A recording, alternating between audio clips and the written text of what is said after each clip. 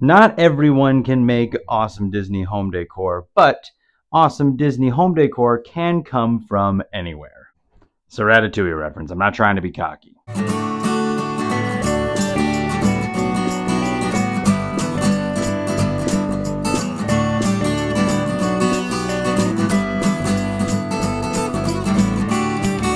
What's going on, everybody? I'm David, and this is our family's small shop, Mickey and Mandy. We're Disney adults, and since we're Disney adults that own and operate a small shop, that means we create custom bags, screen-printed shirts, and handmade home decor inspired by those awesome, phenomenal, fantastical, magical theme parks in Central Florida and Southern California. And in this week's video, we are going to continue showing you how we make some of the awesome products that we have on our family's small shop, mickeyandmandy.com. And if our little bit at the beginning is any sort of a hint, we are going to be showing you our Le Bistro piece of home decor. But before we get too much further forward into how we make this awesome piece of home decor, if you're not already, be sure you hit the subscribe button. That way you don't miss out on any future videos from us where we show you how we make some of the awesome pieces of home decor and screen printed shirts and custom bags that are on our family's small shop. But we also do post the occasional Disney park content over here too, so you don't want to miss out on that. And also be sure, if you're not already, follow us on Instagram, TikTok, and Threads.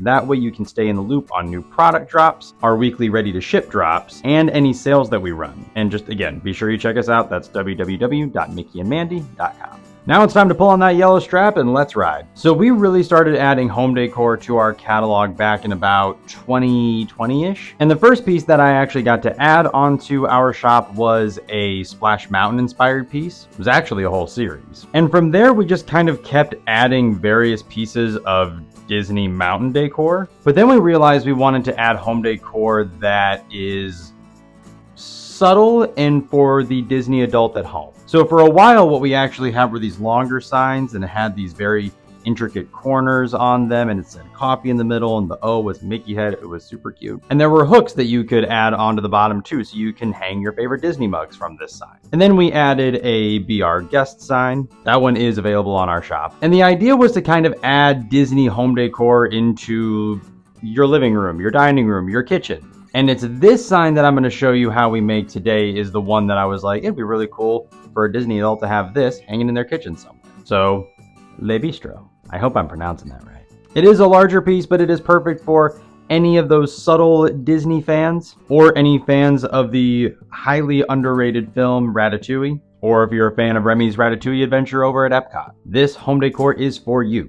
Now, let's dig into how we make this. I normally start off with a much longer piece of wood, but I actually pre-cut this already because we were in the middle of a move. So all I had to do actually was sand this. And just like how during the screen printing video that I showed you a couple weeks ago, I do have my favorite and my least favorite parts of the process. My favorite part of working with the home decor is cutting the wood down and sanding it. For a couple of reasons. One, it's really hard to mess it up. Measure twice, cut once, and you're in good shape. And as long as the wood, by the time you're done with all of the sanding, it's nice and smooth, there's no splintery edges, then again, you're good. It's also just really satisfying getting a really rough piece of wood nice and smooth, and just the corner is not super sharp and jagged anymore. It's really satisfying. So I normally sand once or twice, maybe 3 times, depending on the quality of the wood. The first time that I go over with the sander is to get all those rough edges and those splintery bits off. And then the second, maybe third round of sanding is to smooth everything over. Making sure that the wood is nice and smooth, it does increase the possibility of the paint going on nice and easy. I use a very particular kind of brush, and using that particular brush just makes the painting process easier if you have a super smooth piece of wood on the top and sides to go with. And then after everything's been sanded, I give it a quick rinse off. This is mostly because I want to get rid of all of the sawdust and any other nonsense and gunk that might be on it. And from here, I let it sit for about 24 hours to give it that opportunity to dry. But after it dries, I bring it upstairs and I work on the base coat. The base coat is probably my second favorite part of the process, but I think it's mostly because, again, really hard to mess up a base coat. And the base coat is a necessary step in all the different pieces of our home decor. For example, taking a look at the Starport 7.5 sign that we have on our shop. It's not just painted straight black, there's black and there's also pinks and purples and blues that are all mixed in here. You have to do the base coat first, that way you can put the stenciling on top second. It's a kind of an order of operations sort of a deal. But our home decor's base coats come in a lot of different styles. There's that black with the different blues, pinks, and purples. But we also have light blues, dark blues. Our most commonly used one, I think, is this sort of washed brown. We use that a lot for our Splash Mountain inspired signs. But for this particular subtle Disney in the home decor, we really just use white. And kind of like the saying, I do 2, maybe 3 coats of the white, sometimes depending on vibes. And for this particular sign, I kind of like that you could still see the pattern of the wood through the white paint. So I actually really only did one and touch it up in some spots that I thought it was a little patchy. And we just use acrylic paint here, nothing fancy. Okay, so kind of like how cutting and sanding is my favorite part of the process, we're starting to get into not my least favorite part, but it is the part that stresses me out the most. So yeah, we'll call it my least favorite part. But stenciling. This is a very time-sensitive issue because I actually have a plastic stencil that I cut out on my Cricut so I can use it for multiple orders. And the way that you use it multiple times is you take a spray adhesive, put it on the back, and you adhere it to the wood itself. And this is why it's a time-sensitive issue, because if it stays on the wood for too long, then it's not going to come off. Or it will come off, but it's going to chip away the paint. It could damage the stencil, just going to make everything not great for me. So the sooner I finish the stenciling, the better we're all gonna be. So I gotta work quick, but I have to make sure that I'm being very specific in how I do my stenciling. Because I do have a very specific stenciling brush, and I have to make sure that I'm going straight up and down the entire time. If I ever find myself going at an angle, I have to immediately correct it. Because if I go at an angle too much, it's not super likely, but there is a possibility of the paint kind of bleeding between the stencil and the wood, and then the outline becomes all blotchy, and again, it just doesn't look good, and it's not good enough for you guys, our followers, and our customers. I take great pride in the quality of the home decor.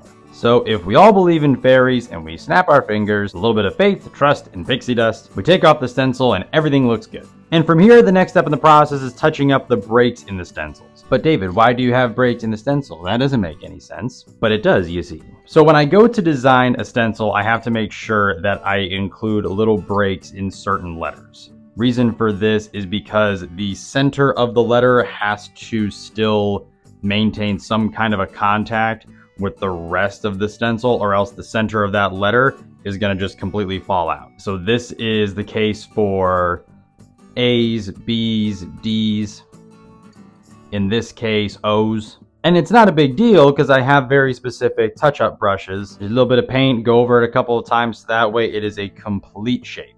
And then after all the touch-ups, I take everything out to the garage and I use a clear spray coat on the piece now. The reason for the clear coat is to kind of lock in the colors, and it ultimately ends up prolonging the life of the sign itself. And after I put the clear coat on, I let that sit for about 24 hours just to let it all soak in, completely dry up. And disclaimer, I do this step in a well-ventilated area. It's why I take everything out to the garage. I open up the door. When you are handling stuff like this, please make sure that you are doing this in a well-ventilated spot and you are taking the proper precautions. Also, while we're at it, quick disclaimer also for when you're handling things like saws and sanders, make sure you're using the proper protections, safety glasses, gloves, etc. All right, now on with the show. And after the clear coat dries for about 24 hours, I bring everything back inside and I put a D-ring hanger on the back here. D-ring hanger we have found is the easiest way to secure the hanging software onto a sign, but it's also the easiest way for you, our customers, to hang it on a wall. Because all you gotta do is put a finishing nail in your wall, and then you should be able to just put it right up there.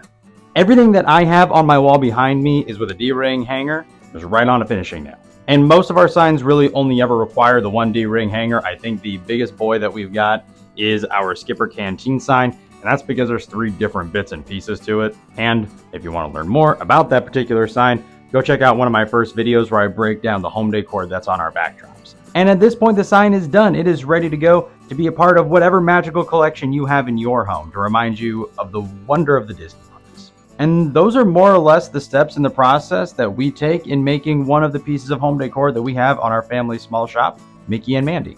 And this Le Bistro sign is just one of the pieces that we have on our website. If this one isn't really your cup of tea, go check us out. We have dozens of other options. And we're always thinking up new ideas, so make sure, again, that you follow us over on Instagram, TikTok, and Threads, so that way you don't miss out on those drops. And also be sure that you subscribe to us over here on YouTube so you don't miss out on any future product deep dives. And you can also partake in some of the awesome Disney Parks content that we're going to have coming up here soon too. Next week, we're going to be doing our review of our stay at Disney's Coronado Springs Resort. But as always, everybody, we thank you so much for being here and for watching, and we will see you real soon.